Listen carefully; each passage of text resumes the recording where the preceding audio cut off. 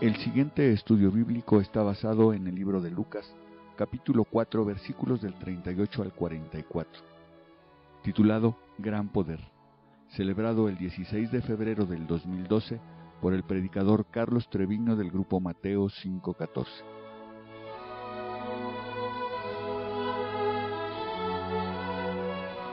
Entonces, estamos en el Evangelio de Lucas y en esta ocasión, en el capítulo 4, los últimos versículos del capítulo que son del 38 al 44. La palabra de Dios, Lucas 4, 38 al 44, dice así: Entonces Jesús se levantó y salió de la sinagoga y entró en casa de Simón. La suegra de Simón tenía una gran fiebre y le rogaron por ella. E inclinándose hacia ella, reprendió a la fiebre. Y la fiebre la dejó, y levantándose ella al instante, les servía. Al ponerse el sol, todos los que tenían enfermos de diversas enfermedades los traían a él. Y él, poniendo las manos sobre cada uno de ellos, los sanaba. También salían demonios de muchos, dando voces y diciendo: Tú eres el Hijo de Dios. Pero él los reprendía y no les dejaba hablar, porque sabían que él era el Cristo. Cuando ya era de día, salió y se fue a un lugar desierto, y la gente le buscaba, y llegando a donde estaba le detenían para que no se fuese de ellos. Pero él les dijo: es necesario también a otras ciudades que en otras ciudades anuncie el evangelio del reino de Dios, porque para esto he sido enviado. Y predicaba en la sinagoga de ellos. Este estudio de este pasaje, del último pedazo del capítulo 4 de Lucas, lo he titulado Gran Poder. La semana pasada vimos cómo Jesús tenía autoridad sobre los demonios. Y ahora vamos a ver cómo Él se desplaya fuertemente con gran poder. Y aunque los 4 evangelios tienen cada uno un propósito diferente, porque apunta a un grupo diferente de personas, siempre lo he mencionado, Mateo a los judíos, diciendo que Jesús es el rey de los judíos. Marcos, un siervo que sencillamente vino a servir. Lucas apunta hacia el hombre en general, el hombre que necesita su encuentro con Dios. Y Juan habla de Cristo como Dios. 4 diferentes maneras de ver a Jesús, 4 biografías que lo presentan para nuestro conocimiento de Jesús. Y a pesar de que los 4 evangelios tienen diferentes enfoques, todos los evangelios presentan a Jesús hecho carne, Dios en la tierra. Juan 1:14. Juan 1:14. Dice Juan 1:14, y aquel verbo fue hecho carne y habitó entre nosotros, y vimos su gloria, gloria como del unigénito del Padre, lleno de gracia y de verdad. Y los 4 evangelios presentan lo esencial de la vida de Jesús. Nacido de una virgen, los 4 lo presentan, llevado una vida sin pecado, Cristo nunca pecó porque entonces Él necesitaría un Salvador Él mismo. Y pagando por el pecado de todos en la cruz del Calvario, con una resurrección 3 días después, conquistando la muerte misma. Entonces todos los evangelios presentan esta esencia importante de la vida de Jesús. Todos recalcan nuestra necesidad de arrepentimiento del pecado y poner nuestra fe en Cristo como el Salvador para tener la vida eterna. Lucas 19, 10. Lucas 19, 10. Porque el Hijo del Hombre vino a buscar y a salvar lo que se había perdido. Mateo 27, 54. Mateo 27, 54. Mateo 27, 54. El centurión y los que estaban con él guardando a Jesús, visto el terremoto y las cosas que habían sido hechas, temieron en gran manera y dijeron: verdaderamente este era el Hijo de Dios. Los acontecimientos que específicamente narra Lucas, tan detallista que él es, poniendo el evangelio que él escribe con gran detalle y con gran exactitud y precisión, no se describen para que tengamos los detalles históricos, los eventos históricos como el propósito primordial, sino para probar con exactitud la realidad de que Cristo era el Mesías esperado. Ese es el propósito. Y los cuatro de alguna manera quieren pasar ese mensaje, pero ciertamente Lucas con mucha fuerza lo quiere dar para con nosotros. Lucas 24, 27. Lucas 24, 27. Y comenzando desde Moisés y siguiendo por todos los profetas, les declaraba en todas las escrituras lo que de él decían. Dice el versículo, y luego él, ahí mismo en ese capítulo, el 44. Entonces 44, y les dijo: estas son las palabras que os hablé, estando aún con vosotros, que era necesario que se cumpliese todo lo que está escrito de mí en la ley de Moisés, en los profetas y en los salmos. Hacemos notar que cuando él habla de la ley de Moisés, son los 5 primeros capítulos de la Biblia. Los profetas son todos los libros históricos del Antiguo Testamento, y los salmos en general son todos los libros poéticos del Antiguo Testamento. Entonces está hablando de todo el Antiguo Testamento. En esta sección específica, en donde estamos terminando el capítulo 4, parece que Lucas presenta diferentes sucesos de Jesús un poco al aventón, en donde no hay una liga entre uno y otro. Así parecería lo que acabamos de leer. Hay un evento, hay otro evento, pero ¿cuál es la conexión entre un evento y otro evento? Parece que son eventos separados, no teniendo ninguna relación uno con los otros. Pero en realidad sí están conectados, dado que los judíos pedían señales. Si tú eres el Cristo, pues dínoslo a través de las señales. Y Jesús da señales, sí las da, cuando Él quiere y como Él quiere, pero da señales de gran poder. Realmente Cristo sí tenía todo el poder, y los judíos estaban probando a Cristo constantemente con señales. Lucas 11, 16. Lucas 11,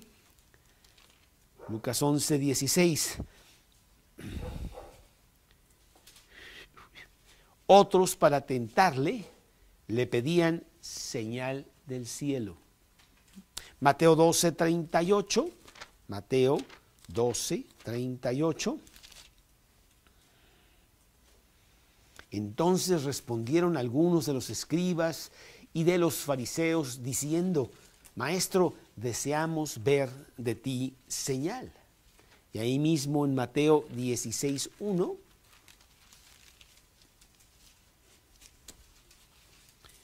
Vinieron los fariseos y los saduceos para tentarle y le pidieron que les mostrase señal del cielo. Primera de Corintios 1:22, Primera de Corintios 1:22, porque los judíos piden señales y los griegos buscan sabiduría. Entonces, sí estaban constantemente diciéndole a Jesús, pues demuéstranos, pruébanos de que tú realmente eres quien tú dices que eres. Y aquí en este pasaje precisamente vamos a ver cómo Jesús saca señales muy claras, en donde Él muestra el poder que Él tiene sobre tres cosas. Aunque ya lo vimos la semana pasada, Él tenía gran autoridad sobre el demonio que estaba ahí molestando. En esta ocasión vamos a ver que tiene poder sobre el mundo natural, sobre el mundo sobrenatural y sobre las cosas eternas. 3 puntos vamos a ver en este pasaje del día de hoy con respecto a este Lucas 4, el último pasaje, el último pedazo de Lucas 4. Número 1, Jesús tiene poder sobre el mundo natural. Versículos 38 al 40. Entonces Jesús se levantó y salió de la sinagoga y entró en casa de Simón. La suegra de Simón tenía una gran fiebre y le rogaron por ella. E inclinándose hacia ella, reprendió a la fiebre, y la fiebre la dejó, y levantándose ella al instante le servía. Al ponerse el sol, todos los que tenían enfermos de diversas enfermedades los traían a él, y él, poniendo las manos sobre ellos, sobre cada uno de ellos, los sanaba. Bueno, aquí vemos cómo Jesús quiere demostrar que los efectos devastadores de la caída del hombre por la desobediencia de Adán, esos efectos son universales y son sin excepción. Nos pasa a todos los hombres.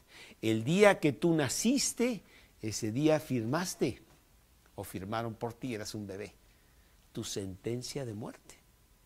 Te vas a morir. Deformidad, enfermedad, debilidad, muerte, son la biografía del hombre. La biografía tuya y la biografía mía. Si Jesús realmente es el Salvador del mundo, Él tenía que mostrar su poder para revertir todos estos efectos de la caída, todas estas consecuencias terribles que estamos sufriendo todos los humanos. Y aquí se presenta con gran viveza una ilustración específica o ilustraciones específicas de cómo Él tiene poder sobre el mundo natural. Y Él tiene poder sobre la enfermedad. Él tiene poder para sanar las dolencias de la humanidad. Dice aquí nuestro pasaje que entonces Jesús se levantó y salió de la sinagoga. ¿Te recuerdas la semana pasada que Él había entrado a la sinagoga y había predicado ahí en Capernaum? No era su ciudad. Él venía de Nazaret. Capernaum estaba por los alrededores y Él ya vivía, o es su ciudad, es donde más tiempo pasó ahí en Capernaum. Él sale de la sinagoga sábado y entonces después del servicio que se daba ahí en la sinagoga había una comida y entonces Él va a la casa de Simón a comer con él. Es invitado para comer ahí. Recordemos que esta es la segunda vez que Él predica en la sinagoga de Capernaum. La primera vez no le fue muy bien porque lo quisieron despeñar. ¿Te acuerdas que lo llevaron a la cima de un monte y querían despeñarlo las personas que estaban escuchando, furiosas lo que Él había estado predicando porque los atacó fuertemente? Y en esta segunda ocasión, pues tampoco le va muy bien. ¿Te acuerdas que él tuvo que reprender duramente a un demonio? Que un hombre con espíritu de demonio inmundo estaba clamando a gran voz. ¿Te acuerdas de eso la semana pasada? Pues esas son las experiencias que tenía Jesús. Había mucha hostilidad que él había recibido al ir a la sinagoga. Aquí se menciona a Simón. La primera vez que se menciona a Simón. Lucas, como buen historiador, debería haber puesto alguna anécdota, alguna ilustración de quién es este Simón. Porque aquí dice, entonces Jesús se levantó y salió de la sinagoga y entró en casa de Simón. Oye, espérate, estoy leyendo este libro y de repente me pones aquí a un individuo que se llama Simón. ¿Quién es Simón? Pero recordemos que Lucas está escribiendo ya este evangelio muchos años después y Simón pues es uno de los líderes del cristianismo y entonces no tiene necesariamente que dar toda una explicación de quién es Simón. En realidad, pues todo mundo sabe ya quién es Simón. Oficialmente para este momento, Simón no es todavía discípulo de Jesús. Es sencillamente una persona que vive en Capernaum, tienen un negocito ahí entre los dos, su hermano Andrés y él, con unos socios que se llaman Juan y Jacobo, y los cuatro se dedican a la pesca, ahí en Capernaum. Y evidentemente, pues Simón va a la sinagoga los sábados y él ha visto, él ha percibido lo que ha pasado cuando ha estado Jesús en la sinagoga en esas dos ocasiones. Inclusive si nos vamos al capítulo 5, aquí mismo en Lucas, en el versículo 10 es cuando Jesús ya entra de lleno a tomar a Simón como su discípulo. Dice aquí el versículo 10, bueno, desde el 9, porque por la pesca que habían hecho, el temor se había apoderado de él y de todos los que estaban con él. Y asimismo de Jacobo y de Juan, hijos de Zebedeo, que eran compañeros de Simón. Pero Jesús dijo a Simón, no temas, desde ahora serás pescador de hombres. Vámonos a Mateo capítulo 4, en el versículo 18, Mateo 4, 18. Andando Jesús junto al mar de Galilea, vio a dos hermanos, Simón llamado Pedro, y Andrés su hermano, que echaban la red en el mar porque eran pescadores. Y les dijo, venid en pos de mí, y os haré pescadores de hombres. Ellos entonces, dejando al instante las redes, le siguieron. Pasando de allí, vio otros dos hermanos, Jacobo, hijo de Zebedeo, Juan su hermano, en la barca, con Zebedeo su padre, que remendaban las redes, y los llamó.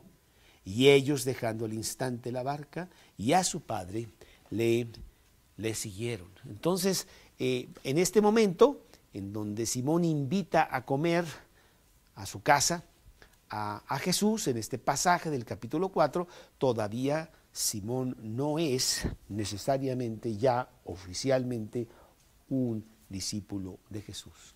Nos vamos a Lucas, ahí en el capítulo 4, que es el pasaje que estamos estudiando en esta noche, ¿verdad? Y dice, entonces Jesús se levantó, salió de la sinagoga y entró en casa de Simón. Aquí en el capítulo 6 de este mismo Lucas, en el versículo 13, una hoja después, Lucas 6, 13, y cuando era de día, llamó a sus discípulos y escogió a 12 de ellos, los cuales también los llamó apóstoles. A Simón, a quien también llamó Pedro. Recordemos que Jesús había conocido a Pedro ¿cómo? Bueno, en Juan, Andrés, su hermano, estaba muy impactado con Jesús siendo bautizado por Juan el Bautista.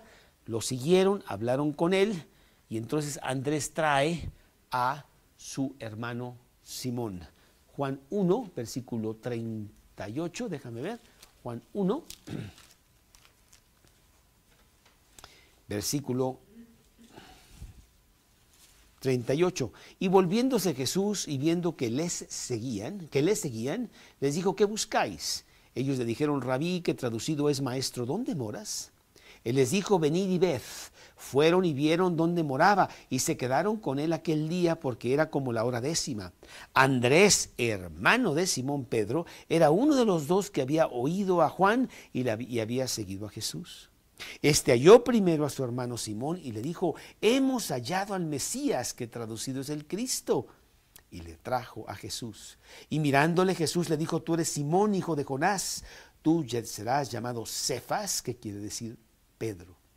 Y ahí también empieza el encuentro entre Jesús y este señor Simón. Yo creo que él se llamaba ya Simón Pedro, aquí lo dice, Simón Pedro, tenía 2 nombres, pero le decían Simón. No sé si tú sepas que, bueno, cuando tienes 2 nombres, pues a veces te dicen de unos amigos. Tengo uno de mis hijos que realmente nosotros aquí en la casa le decimos Caleb, y anda Caleb para acá y Caleb para allá. Caleb representando a este hombre del Antiguo Testamento, gran héroe de Dios. Pero allá en el fútbol, si decimos Caleb, nadie entendería. Le dicen Douglas. Douglas para acá y Douglas para allá, con U, Douglas, porque no dicen Douglas, dicen Douglas. Y entonces él pues se llama, tiene los 2 nombres, porque ciertamente así se llama él. Y aquí también, aquí se llama Simón, pero Jesús quiere enfatizar algo importante que va a pasar en la vida de Simón, que es que él va a ser una piedra en la edificación de la iglesia de Dios. Y Pedro quiere decir pequeña piedra, Petros, pequeña piedra, una piedra más en el edificio que iba a construir Jesús de su iglesia. Aquí habla de Cefas. Bueno, Cefas es el arameo de Pedro, y Pedro es el griego de Pedro. Digo, para que estés bien fincado en tus idiomas, ¿no? Y sepas que Cefas y Pedro es lo mismo. Vamos a Mateo 16, del 16 al 18. Mateo 16, 16 al 18, en donde dice: respondiendo Simón Pedro dijo: tú eres el Cristo, el Hijo del Dios viviente. Entonces le respondió Jesús: bienaventurado eres Simón, hijo de Jonás, porque no te lo reveló carne ni sangre, sino mi Padre que está en los cielos. Y yo también te digo que tú eres Pedro, Petras, y sobre esta roca, Petra, edificaré mi iglesia. Son 2 palabras diferentes, una piedrita y una roca. Y las puertas del Hades no prevalecerán contra ella. Es Mateo 16, 18. Jesús es la roca en donde se edifica la iglesia. Él es Petra. Y Pedro va a ser uno de los peldaños, de las piedras que fortifican esa iglesia, Petros. Entonces Jesús está ya revelando que él va a ser, pues sí, alguien importante en la iglesia de Dios. Recordamos también, porque son muchos detalles, por eso necesitamos estudiar la Biblia, que aunque Pedro vivía en Capernaum, él no era de Capernaum. ¿De dónde era? Y bueno, ustedes estudiosos de la Biblia, pues ya lo saben, entonces mejor se los digo yo. Betsaida. Pedro era de Betsaida. Juan 1:44. Te me adelantaste, pero de una vez te dije el versículo. 1:44 de Juan. Juan 1:44. Dice así la palabra de Dios en el 1:44. Y Felipe era de Betsaida, la ciudad de Andrés y Pedro. ¿Cuál es la relación entre Andrés y Pedro? Ya se me olvidó. Eran hermanos, ¿ok? Muy bien, exactamente, ¿sí? Muy bien. Bueno, pues decimos que Pedro había presenciado la intervención de Jesús allá en la sinagoga e invita a Jesús a comer. Vente, mira, vamos a tener carnitas y no sé qué comían allá en Capernaum. Pero bueno, lo invita. Y invita realmente, bueno, era una comida más o menos en grande. Marcos 1:29, que nos da más detalles acerca de esa comida. Marcos 1:29. Al salir de la sinagoga, es el mismo pasaje.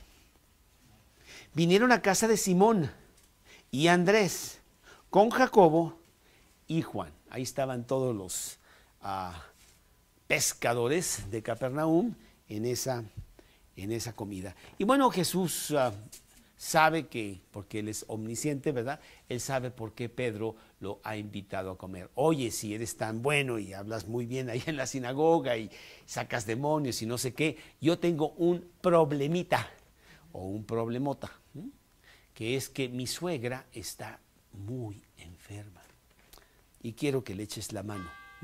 Y lo vemos otra vez ahí en nuestro pasaje, en Lucas 4, dice la palabra de Dios, versículo 38, la suegra de Simón tenía una gran fiebre, mega, así como el mega comercial, ¿no? ¿Has ido a la mega? La palabra mega quiere decir grande, ¿no? Una gran fiebre. Y bueno, Lucas era médico, él entendía estos conceptos. La cosa estaba grave. Marcos lo menciona, si tú te vas al pasaje de Marcos, ahí en el capítulo 1, versículos 29 y 30, no dice gran fiebre, nomás dice fiebre. Pero Lucas, siendo médico, sí lo da con mucho más detalle. Y le rogaron por ella, dice la palabra de Dios. Y aquí vemos el gran poder de Jesús sobre las cosas naturales. Porque Él dice aquí en el versículo, e inclinándose sobre ella, reprendió a la fiebre. La palabra reprender se usa más bien para con personas, pero Él tenía ese poder de reprender aún a las cosas inanimadas, ¿no? Allá en Mateo 8 vemos cómo Él reprende el viento. Vamos a leerlo. Mateo 8, 40, déjame ver, Mateo 8, 27 y 26. Él les dijo, ¿por qué teméis, hombres de poca fe? Entonces, levantándose, reprendió a los vientos y al mar, y se hizo gran bonanza. Y los hombres se maravillaron diciendo, ¿qué hombre es este que aún los vientos y el mar le obedecen? Así que en Lucas, él hace lo mismo, utilizando Lucas la misma palabra de reprender. Él reprende la gran fiebre que tiene la suegra de Pedro. Hacemos notar que, bueno, Pedro era casado. La suegra vivía, para bien o para mal, vivía en la casa ahí de Pedro, ¿no? Y entonces estaba muy enferma, trae a Jesús, y Jesús tiene compasión de la situación, y Él quiere mostrar el gran poder que Él tiene sobre las cosas naturales. Inclinándose hacia ella, reprendió a la fiebre, y la fiebre le dejó. Hay un detalle que podemos ver en Marcos que no está en Lucas. Es un énfasis diferente. Sí, aquí en Lucas 1:30, y la suegra de Simón estaba acostada con fiebre. Y enseguida le hablaron de ella. Entonces él se acercó, fíjate, y la tomó de la mano y la levantó. Un acto de gran compasión, un acto de mucho cuidado, de poner atención a la gravedad del asunto y a meterse en el problema él mismo para ayudar en ese aspecto, pero no era para ayudar, era para sanarla completamente. E inmediatamente le dejó la fiebre y ella les servía. Quiero decirte que Jesús sana cuando Él quiere, como Él quiere, inclusive en estos tiempos lo puede hacer milagrosamente, lo ha hecho, o utilizando a la ciencia, a las medicinas y a las cuestiones médicas. Sin embargo, hay muchos que dicen tener ese don de la sanidad, lo cual no es cierto, porque la Biblia no lo avala. Imagínate si yo tuviera el don de la sanidad. Si yo tuviera el don de la sanidad, no habría ningún enfermo en la tierra, pues yo puedo con cualquiera, ¿no? Y yo cobraría nada más $1. Entonces imagínate cuántos millones de millones con la gran poder que yo tuviera. Y sí hay muchos charlatanes por ahí que dicen tener el don de la sanidad. Pero hay 6 características muy importantes para el don de la sanidad que Jesús las tiene. Y vamos rápidamente a verlas para que tú entiendas que el don de la sanidad en estos tiempos no existe. Y lo vamos a poner rapidito para que tú nomás los apuntes y digas, ajá, el don de la sanidad. 1, Jesús sana con su palabra o con su tacto. No necesita muchos instrumentos médicos ni muchísima deliberación. Sencillamente con su palabra, con su tacto, lo hace constantemente. Mateo 8:13, por ejemplo. Mateo 8:13. Dice Mateo 8:13, entonces Jesús dijo al centurión, ve, y como has creído te sea hecho. Y su criado fue sanado en aquella misma hora, inclusive con control remoto, en este caso, ¿no? Sencillamente dijo que se haga y tú cuando llegues allá, tú vas a ver que ya tu siervo está curado. 2, o B, la sanidad de Jesús es instantánea. No creas tú que toma tiempo, te vas a tomar estas pastillas, tú tienes que orar mucho, y tal vez vas a ver que Dios te... No, ¿verdad? No es así, Él lo hace instantáneamente, como lo vemos en este caso. Instantáneamente, dice la palabra de Dios, la fiebre le fue quitada. 3, la sanidad de Jesús es total. No creas tú que hay secuencias todavía, bueno, te voy a quitar esto, pero todavía vas a tener algunos efectos secundarios y no sé qué. Nada de eso, era total, era absoluta. Ya no había más enfermedad. Dice la palabra de Dios en este mensaje, en este pasaje, que la suegra de Pedro le servía. ¿Sabes cómo la fiebre te tumba, te tira sin energía, ¿verdad? Ella no. Se acabó la fiebre, se levantó y ya estaba sirviendo y ayudando en la comida, no sé qué, los frijoles que no se quemen, no sé cuánto. Y ella estaba muy activa. ¿Por qué? Porque la curación era total.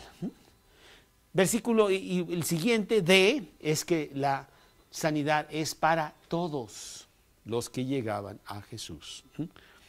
Aquí a veces los grandes sanadores, sanan a uno con quien ya se pusieron de acuerdo, tú llegas ahí medio así y yo te sano y cuánto. No, porque no puedo con todos, ¿no? No, Jesús sí podía con todos y Él sanaba a todos los que venían a Él. Inclusive, la mayoría de ellos no creyentes, no creían en Jesús. Iban para obtener de Jesús, pero no necesariamente para creer en Él. Mateo 4:24, por ejemplo, Mateo 4:24, dice, y se difundía su fama por toda Siria, y le trajeron todos los que tenían dolencias, los afligidos por diversas enfermedades y tormentos, los endemoniados, lunáticos y paralíticos, y los sanó. ¿Sí? Y otra cosa muy importante, quizá la quinta, que es D, no, que era curación orgánica. No creas tú que eran curaciones así medias intangibles. Ay, tengo un dolor en la espalda y yo te sano, ya está muy bien, ¿no? No, eran cosas graves en donde orgánicamente los órganos estaban mal. Lepra, ciegos, cojos, realmente cosas muy visibles que Él curaba instantáneamente, totalmente, y a todos los que venían con todas estas dolencias. Por ejemplo, Mateo 4:23, ahí en ese mismo pasaje que acabamos de decir, recorrió Jesús toda Galilea, enseñando en las sinagogas de ellos y predicando el evangelio del reino y sanando toda enfermedad y toda dolencia en el pueblo. Y yo creo que lo más importante es que sanaba inclusive a los muertos. Eso sí ya está más fuerte, ¿verdad? Él resucitaba a los muertos. Esa podría ser, sí, la 6, sí, claro, F, la 6. Sanidad de los muertos. O la quinta, yo no sé, ya me hice bolas. Son 6. Tú vas en la quinta, bueno, pues te las repito todas para que tú las apuntes, que son con su palabra, instantáneo, totalmente, a todos, curación orgánica y aún a los muertos mismos. Y fíjate que en las 3 veces que Jesús levanta a alguien de los muertos, los 3 están bien muertos. No así como que, bueno, quién sabe, deja, a lo mejor era un truco, todavía no se moría y entonces, no, Señor. Inclusive, uno, pues ya lo van a enterrar, ¿no? Otro es la hija de Jairo, en donde ya le dice, pues ya no molestes al maestro, ya se murió. Y él va y la resucita. Y el más impactante es Lázaro, que llevaba 4 días en la tumba. Y le dice, Lázaro, sal fuera. Y Lázaro es resucitado. Y bueno, quizá una cosa más podemos decir. ¿La ponemos 7? O no, ponlo como quieras. Sus sanidades eran públicas. No creas tú que era ya en privado para que... No, él lo hacía abiertamente para que todos vieran el poder de Jesús sobre estas dolencias terribles de la humanidad. Él haría lo mismo para con los apóstoles. Él le daría a los apóstoles la misma comisión para que ellos llevaran también señales y prodigios entre el pueblo y sellaran así su apostolado. Los apóstoles, Lucas 9:1, por ejemplo, Lucas capítulo 9, versículo 1. Habiendo reunido a sus 12 discípulos, les dio poder y autoridad sobre todos los demonios y para sanar enfermedades. Sí. Y bueno, no solamente los discípulos, Bernabé, por ejemplo, o Felipe, o Esteban, también esos grandes hombres del primer siglo, era importante que tuvieran estas señales. Por ejemplo, Bernabé, Hechos 15:12, Hechos 15:12. Entonces toda la multitud cayó y oyeron a Bernabé y a Pablo que contaban cuán grandes señales y maravillas había hecho Dios por medio de ellos entre los gentiles. Esteban, Hechos 6:8, Hechos 6:8, Hechos 6:8. Y Esteban, lleno de gracia y de poder, hacía grandes prodigios y señales entre el pueblo. Pedro mismo, ¿te acuerdas que él resucita muertos? Hechos 9, a Dorcas, Hechos 9,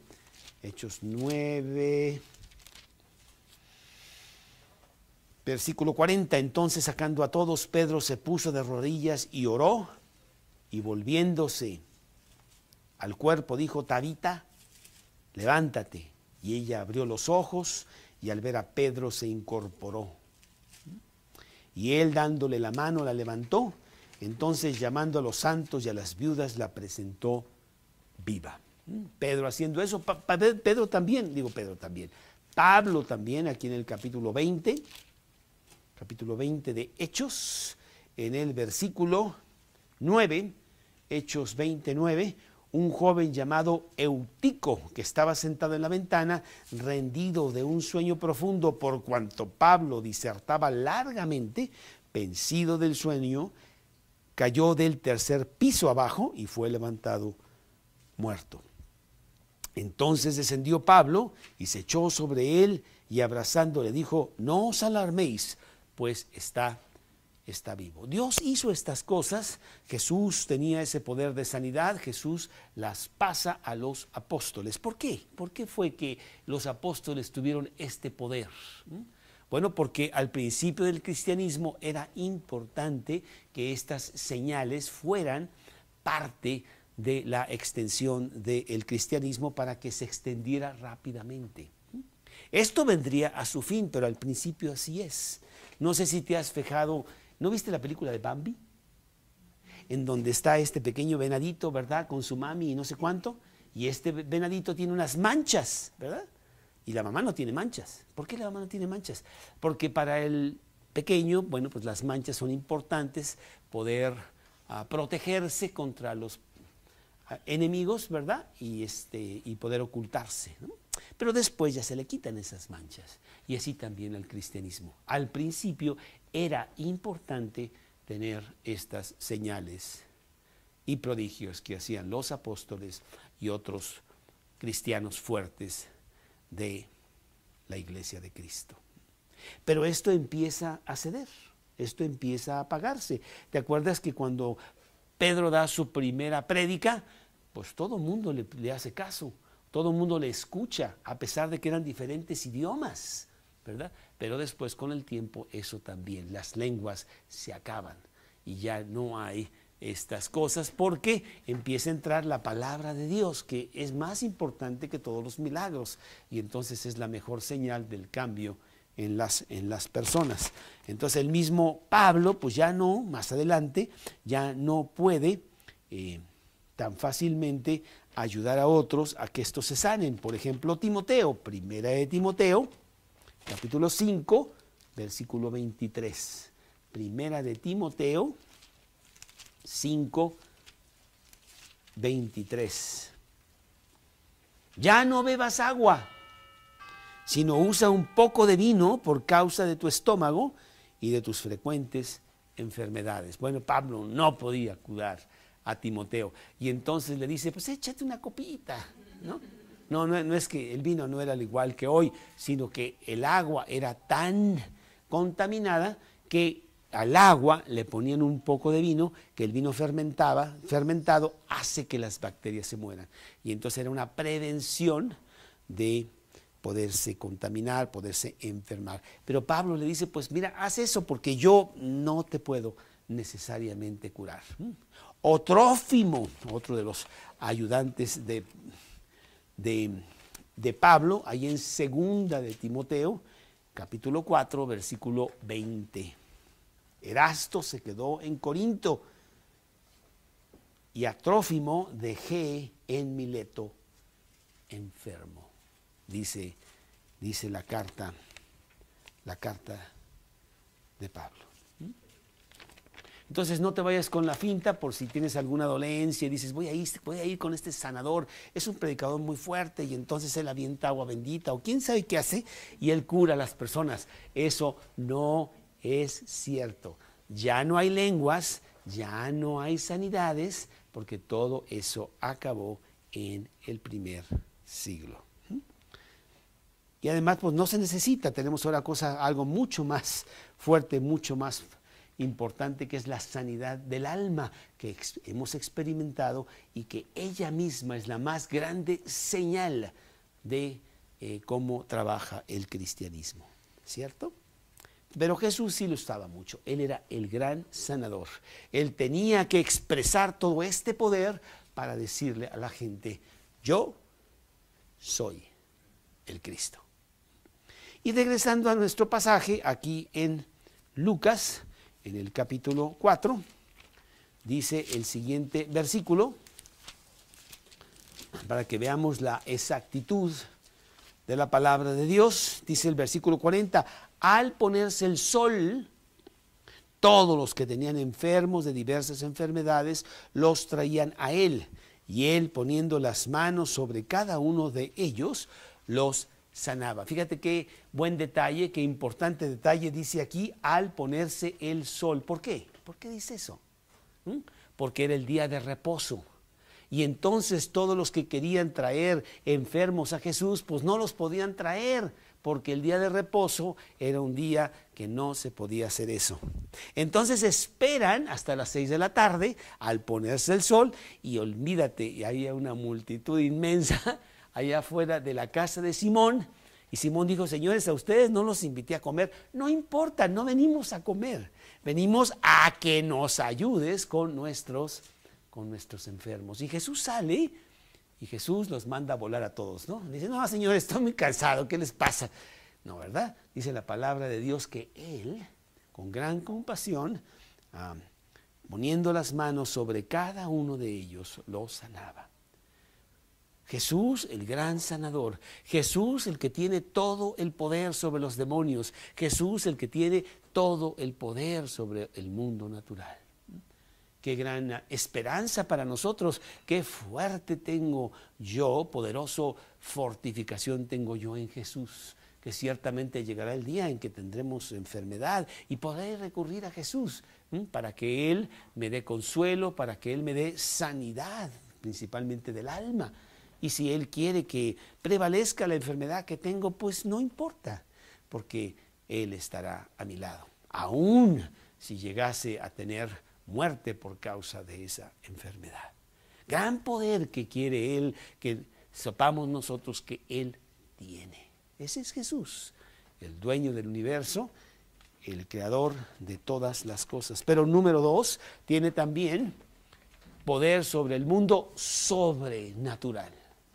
Ya lo vimos la semana pasada, cómo el demonio, ¿verdad?, no puede con Jesús. Y aquí nuevamente lo quiere expresar porque había muchos endemoniados, muchas personas que tenían muchos problemas mentales. Dice el versículo 41, también salían demonios de muchos, dando voces y diciendo, tú eres el Hijo de Dios. ¿Te acuerdas del versículo 34, aquí mismo en la semana pasada? Este demonio que estaba ahí, déjanos, ¿qué tienes con nosotros, Jesús Nazareno? ¿Has venido para destruirnos? Yo te conozco quién eres, el santo de Dios. Los demonios, que realmente son seres horribles, que han causado que el mundo esté como está, se cuadran ante la autoridad y el poder de la segunda persona de la Trinidad. Jesús puede totalmente con ellos. Y por eso nosotros tenemos la absoluta confianza de que Satanás y sus huestes no nos pueden hacer nada. Que bien quisiera. ¿Por qué? Dice 1 de Juan, capítulo 4, versículo 4, porque mayor es el que está en vosotros que el que está en el mundo. Nosotros con gran fuerza podemos decir, retírate, Satanás. Tú no puedes conmigo, yo tengo a Cristo habitando en mi corazón. Jesús tiene gran poder sobre los demonios. Inclusive en este versículo 41 dice aquí, pero Él los reprendía y no les dejaba hablar, porque sabían que Él era el Cristo. Él les da órdenes de que se callen. Ahora, ¿por qué los calla? Porque, bueno, ya le estaban echando a Jesús de que Él era parte de los demonios. Él hace milagros por los demonios. Él es uno de ellos. Y si entonces los demonios también hablan y dicen cosas, pues causaría más problemas, ¿no? Y entonces dice Jesús, cállense. Y dice la palabra de Dios que los desobedientes demonios, ¿sabes qué? Obedecen a Jesús. Así que qué gran confianza tenemos nosotros para con Cristo. ¿Sí? Santiago 2:19. Santiago capítulo 2, versículo 19. Santiago 2:19. ¿Tú crees que Dios es uno? Bien haces. También los demonios creen y tiemblan. Apunta por ahí para que sepas, si no es que no lo sabes, los demonios no son ateos. Bien que saben de Dios, ¿eh? Ellos saben lo que les espera. Y dice la palabra que tiemblan. A veces ellos saben y creen más que nosotros, porque nosotros hacemos tantas tonterías y no creemos tanto en Jesús, ¿verdad? Y los demonios bien que saben. Ellos sí creen, porque saben quién es Jesús y qué les espera. ¿Has venido para destruirnos? Dijeron ahí en el pasaje, ¿verdad? Ya sabemos que nos vas a destruir. ¿Será en este tiempo ya? ¿A poco tan pronto? Danos chance. ¿Sí?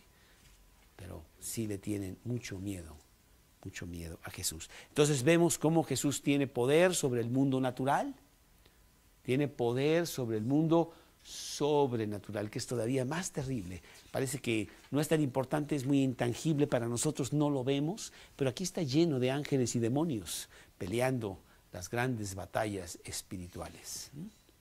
Y Jesús tiene poder sobre todo ello. Pero número 3, Jesús tiene poder sobre las cosas eternas. Poder sobre las cosas eternas. Él tiene la visión eterna. Él sanaba a las personas, pero él sabía que estas personas finalmente se iban a volver a enfermar. Y es más, a morirse. Por lo tanto, no era tan importante. Bueno, sí hago eso, pero en unos años te vas a volver a enfermar, te vas a morir. Pero lo más importante es que yo tengo poder sobre las cosas eternas, las cosas que sí prevalecen por los siglos de los siglos. Amén. Ayer estaba yo escuchando un himno que me gusta mucho, que lo tenemos en nuestros discos, que me gusta escucharlo frecuentemente. Se llama Amor de Dios. Todos los reinos, por grande que sea, se acabarán en su maldad y perversión.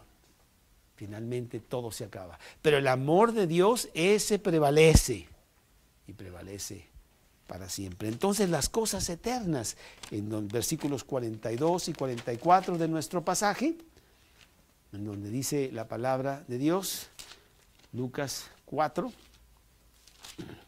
42 al 44.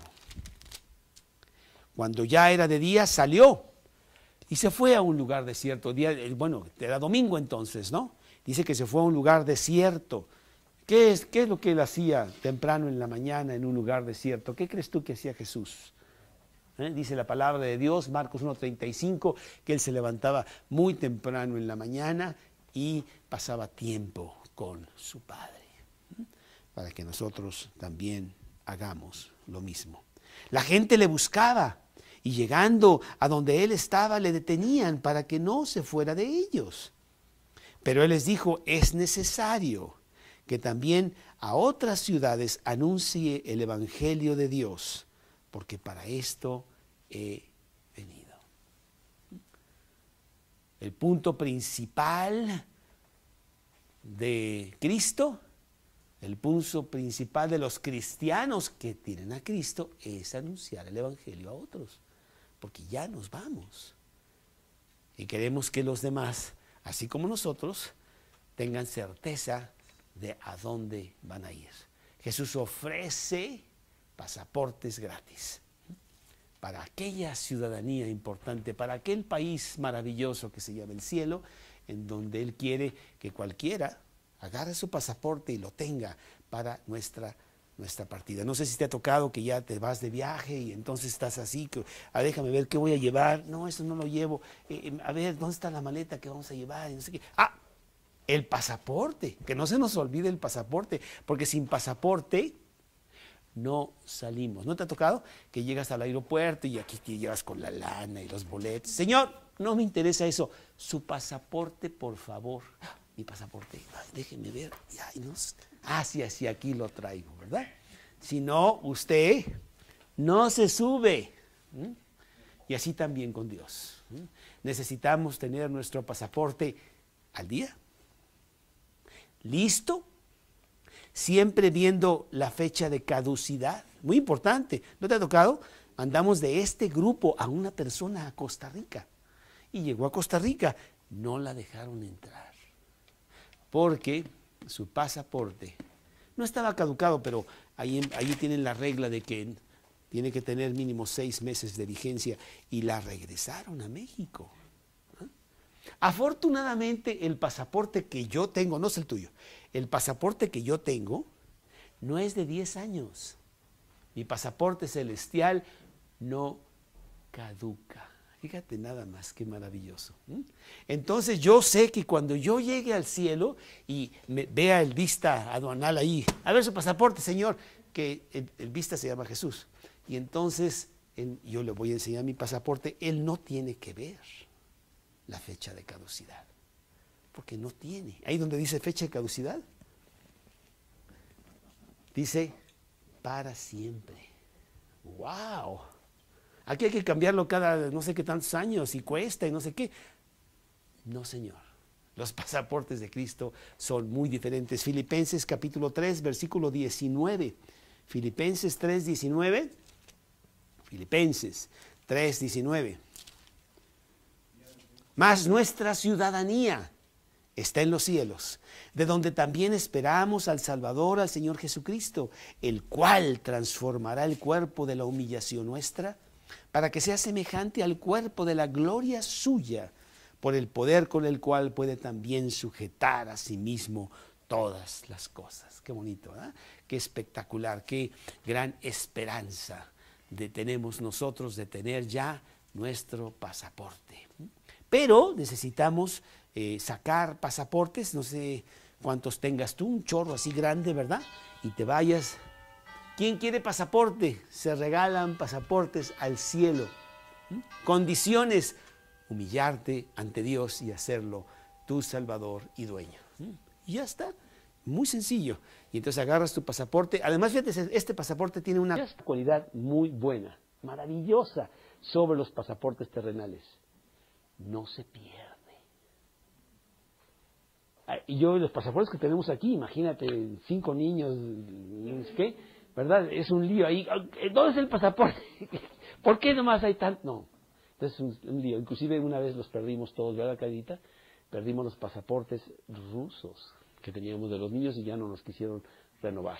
Dijeron que teníamos que ir a Moscú. Y bueno, la verdad estaba un poquito difícil ir otra vez hasta allá.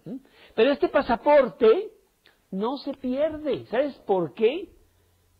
Porque ya está con un chip aquí adentro. ¿Te ha tocado que ya ponen chips en las muelas así? ¿Sabes? Ya sí. Entonces ya tengo el chip aquí y no se va a perder nunca. No tengo la preocupación de que ya me voy a morir y ¿dónde está el pasaporte? Y ay, estaba por aquí, no me puedo ni levantar con la fiebre que tengo. No, señor, ya lo tenemos. Tampoco tengo que esperar a la persona que venga y ore por mí, y quién sabe qué, y me dé aceitito, no sé qué cosas. No necesito nada de eso. Yo tengo mi pasaporte vigente, mi pasaporte al día, listo para partir, porque Jesús tiene poder sobre el eterno. Yo te daré la corona de la vida, dice Jesús. Séme fiel hasta la muerte, que yo te daré la corona de la vida. Apocalipsis 2:10, versículo, el último pedacito, ¿no? Fíjate qué irónico. Séme fiel hasta la muerte y yo te daré la corona de la vida. ¿Sí? Todo maravillosamente planeado por Dios para que yo pueda pasar con Él toda la eternidad. ¿Por qué? Porque Él tiene poder sobre lo eterno. Él hace que las puertas del cielo se abran. Imagínate que llegues al cielo y tú dices, bueno, ¿y esto qué? ¿Cómo se abre? Yo ni llave tengo aquí, ni cerradura. ¡Ay, estas puertas gigantescas! No sé, de 80 metros, yo no sé, ¿qué? Y de repente así, se abren solas. ¿Verdad? Porque ellos detectan con anterioridad el chip. ¿Verdad? Entonces, te ven venir y se abren solas las puertas. ¡Wow! No, todo planeado por Jesús. La vida eterna. Yo realmente me duele mucho ver a muchas personas que están tratando de quizá tal vez, a lo mejor pueda ser que lleguen al cielo, porque pues están rezando y haciendo 1000 obras y haciendo no sé qué tantas cosas para que, mínimo el purgatorio, ¿no? Y yo no. Yo tengo la absoluta certeza de que mi pasaporte está vigente, válido, listo para partir. ¿Lo tienes tú? ¿Tienes esa certeza? ¿Puedes tú proyectar esa certeza hacia los demás y decirles, tú necesitas ese pasaporte? Mira, déjame decirte lo que dice Jesús. Mira, Jesús tiene poder sobre lo eterno, así como lo natural. A lo mejor Él te puede quitar el cáncer, pero es muy poquito. Ahí esta niña se llama Joni, ya debe tener unos 50 años ahora. Yo la conocí, no a ella, sino a su historia, cuando vine a Cristo. Tenía poco tiempo de que le había pasado esto. Era una niña de 17 años de edad, bonita, guapa, esto, lo otro, llena de vida, ¿verdad? Medio cristiana y que leía la Biblia una vez al mes, algo así, ¿verdad? Y entonces ella, muy deportista, y entonces ella va y no sé si fue en el mar o en una alberca, y nomás echó un clavado y se pegó en el fondo del mar, de cierta manera que se quedó paralítica para el resto de sus días. La sacaron de ahí, no sé cuánto, ¿verdad? Ella no puede mover más que la cabeza, la pura cabeza, no puede mover nada del cuerpo, es, ¿cómo se dice? Cuadraplégica, exactamente, ¿sí? Y bueno, durante 2 años estuvo luchando por la vida y la muerte en los hospitales y no sé qué, y por qué Dios, cómo yo, esto, lo otro, no sé cuánto, y fue una persona a verla constantemente para decirle lo que Dios quería para ella. Ella empezó a tener una fe muy fuerte, y bueno, hoy en día es una gran cristiana que predica por todos lados y tiene inclusive una serie de hospitales para esta clase de enfermedad, ¿no? Y ella dice, Dios podría, pero sencillo, hacer que yo tuviera sanidad y que yo pudiera caminar por esta tierra, pero es tan pequeño. Yo tengo algo más grande. Yo voy a caminar con Jesús por el resto de la eternidad. Y eso es lo importante. Poder sobre lo eterno. Bueno, pues le damos muchas gracias a Dios por tener esto, pero no te duermas en tus laureles, sal allá afuera y dile a las personas, a los tuyos, que ellos también pueden tener lo mismo, porque de otra manera no entrarán al cielo, no tendrán pasaporte. Vamos a orar. Señor, te damos gracias. Te damos gracias por el gran regalo otorgado, que con tu poder has hecho que así sea. Que el cielo esté totalmente abierto a pesar de ser grandes pecadores, de no merecer, ni siquiera que nos oigas, mucho menos que nos otorgues esta gran salvación. Dios, que seamos embajadores tuyos, pescadores de hombres, que vayamos y proclamemos la realidad de la vida eterna a otros. Danos oportunidad de hacer esto con las personas, de una manera natural, de una manera sencilla, de una manera de gran atractivo, cuando allá afuera se están suicidando a gotas. Te lo pedimos en el nombre de Cristo Jesús. Amén.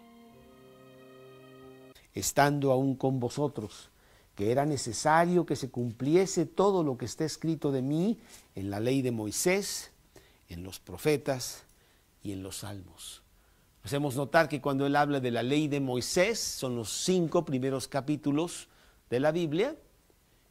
Los profetas son todos los libros históricos del Antiguo Testamento, y los salmos en general son todos los libros poéticos del Antiguo Testamento. Entonces está hablando de todo el Antiguo Testamento.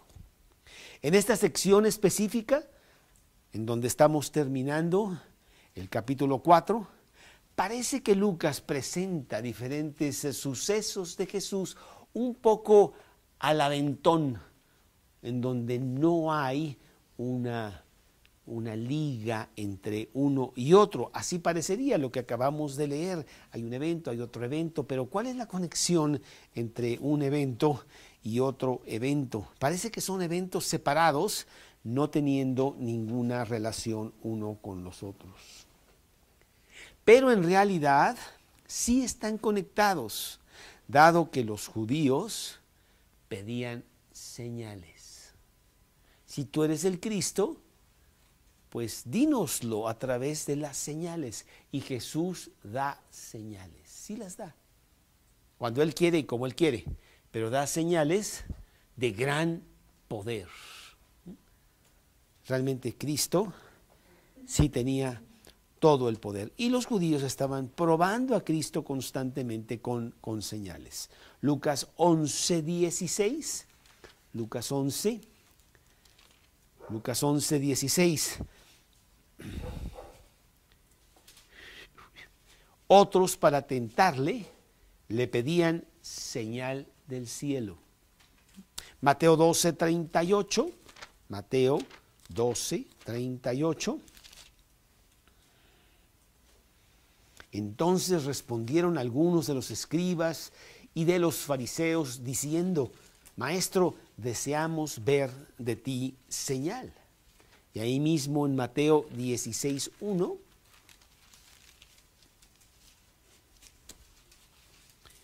vinieron los fariseos y los saduceos para tentarle y le pidieron que les mostrase señal del cielo. Primera de Corintios 1:22. Primera de Corintios 1:22, porque los judíos piden señales y los griegos buscan sabiduría. Entonces, sí estaban constantemente diciéndole a Jesús, pues demuéstranos, pruébanos de que tú realmente eres quien tú dices que eres. Y aquí en este pasaje precisamente vamos a ver cómo Jesús saca señales muy claras, en donde Él muestra el poder que Él tiene sobre tres cosas.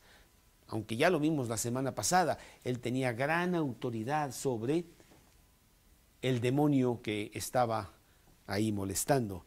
En esta ocasión vamos a ver que tiene poder sobre el mundo natural, sobre el mundo sobrenatural y sobre las cosas eternas. 3 puntos vamos a ver en este pasaje del día de hoy con respecto a este Lucas 4, el último pasaje, el último pedazo de Lucas 4. Número 1, Jesús tiene poder sobre el mundo natural. Versículos 38 al 40. Entonces Jesús se levantó y salió de la sinagoga y entró en casa de Simón. La suegra de Simón tenía una gran fiebre y le rogaron por ella. E inclinándose hacia ella, reprendió a la fiebre, y la fiebre la dejó, y levantándose ella al instante le servía. Al ponerse el sol, todos los que tenían enfermos de diversas enfermedades los traían a él. Y él, poniendo las manos sobre ellos, sobre cada uno de ellos, los sanaba. Bueno, aquí vemos cómo Jesús quiere demostrar que los efectos devastadores de la caída del hombre por la desobediencia de Adán, esos efectos son universales y son sin excepción. Nos pasa a todos los hombres. El día que tú naciste, ese día firmaste, o firmaron por ti, el arrepentimiento del pecado y poner nuestra fe en Cristo como el Salvador para tener la vida eterna. Lucas 19:10. Lucas 19:10, porque el Hijo del Hombre vino a buscar y a salvar lo que se había perdido. Mateo 27:54. Mateo 27:54. Mateo 27:54. El centurión y los que estaban con él guardando a Jesús, visto el terremoto y las cosas que habían sido hechas, temieron en gran manera y dijeron: verdaderamente este era el Hijo de Dios. Los acontecimientos que específicamente narra Lucas, tan detallista que él es, poniendo el evangelio que él escribe con gran detalle, y con gran exactitud y precisión, no se describen para que tengamos los detalles históricos, los eventos históricos, como el propósito primordial, sino para probar con exactitud la realidad de que Cristo era el Mesías esperado. Ese es el propósito. Y los cuatro de alguna manera quieren pasar ese mensaje, pero ciertamente Lucas con mucha fuerza lo quiere dar para con nosotros. Lucas 24, 27. Lucas 24, 27. Y comenzando desde Moisés y siguiendo por todos los profetas, les declaraba en todas las escrituras lo que de él decían. Dice el versículo, y luego él, ahí mismo en ese capítulo, el 44. Entonces 44, y les dijo, estas son las palabras que os hablé, dad sobre los demonios. Y ahora vamos a ver cómo él se desplaya fuertemente con gran poder. Y aunque los cuatro evangelios tienen cada uno un propósito diferente, porque apunta a un grupo diferente de personas, siempre lo he mencionado, Mateo a los judíos, diciendo que Jesús es el rey de los judíos. Marcos, un siervo que sencillamente vino a servir. Lucas apunta hacia el hombre en general, el hombre que necesita su encuentro con Dios. Y Juan habla de Cristo como Dios. Cuatro diferentes maneras de ver a Jesús, cuatro biografías que lo presentan para nuestro conocimiento de Jesús. Y a pesar de que los cuatro evangelios tienen diferentes enfoques, todos los evangelios presentan a Jesús hecho carne, Dios en la tierra. Juan 1:14. Juan 1:14. Dice Juan 1:14. Y aquel verbo fue hecho carne y habitó entre nosotros, y vimos su gloria, gloria como del unigénito del Padre, lleno de gracia y de verdad. Y los cuatro evangelios presentan lo esencial de la vida de Jesús. Nacido de una virgen, los cuatro lo presentan, llevado una vida sin pecado, Cristo nunca pecó porque entonces él necesitaría un Salvador él mismo. Y pagando por el pecado de todos en la cruz del Calvario, con una resurrección 3 días después, conquistando la muerte misma. Entonces todos los evangelios presentan esta esencia importante de la vida de Jesús. Todos recalcan nuestra necesidad de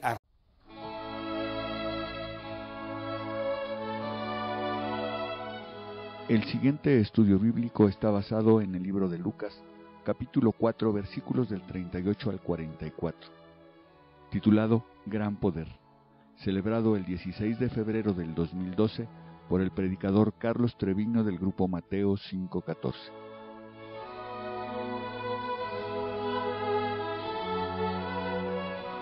Entonces estamos en el Evangelio de Lucas y en esta ocasión en el capítulo 4, los últimos versículos del capítulo que son del 38 al 44. La palabra de Dios, Lucas 4, 38 al 44, dice así: Entonces Jesús se levantó y salió de la sinagoga y entró en casa de Simón. La suegra de Simón tenía una gran fiebre y le rogaron por ella. E inclinándose hacia ella, reprendió a la fiebre. Y la fiebre la dejó, y levantándose ella al instante, les servía. Al ponerse el sol, todos los que tenían enfermos de diversas enfermedades los traían a él, y él, poniendo las manos sobre cada uno de ellos, los sanaba. También salían demonios de muchos, dando voces y diciendo: tú eres el Hijo de Dios. Pero él los reprendía y no les dejaba hablar, porque sabían que él era el Cristo. Cuando ya era de día, salió y se fue a un lugar desierto, y la gente le buscaba, y llegando a donde estaba le detenían para que no se fuese de ellos. Pero él les dijo: es necesario también a otras ciudades que en otras ciudades anuncie el evangelio del reino de Dios, porque para esto he sido enviado. Y predicaba en la sinagoga de ellos.